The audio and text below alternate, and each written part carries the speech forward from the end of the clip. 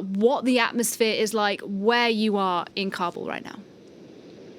Well, I've seen some signs of life, picking up people coming out, some women, but not in great numbers. Some restaurants were open. The butcher shop, vegetable shops in some areas have opened.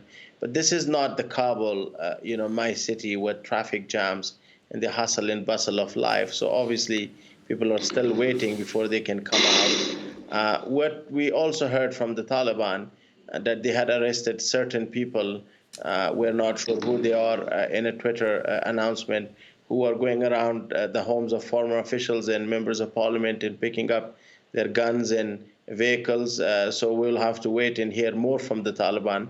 At the same time, the Taliban today also managed to reactivate the radio systems for the police headquarters so that their fighters and soldiers could talk to the various police stations. We have to really remember Kabul is a city of at least 6 million people.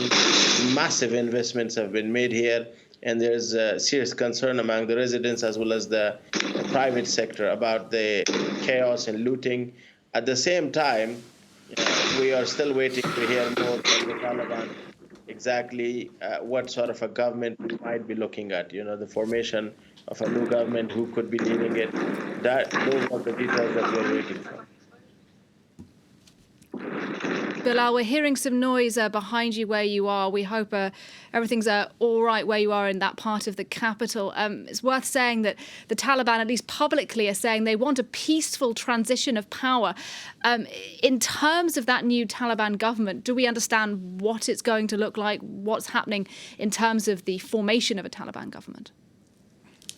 Just to reassure you that it must be some technical issues. I cannot hear anything where I am.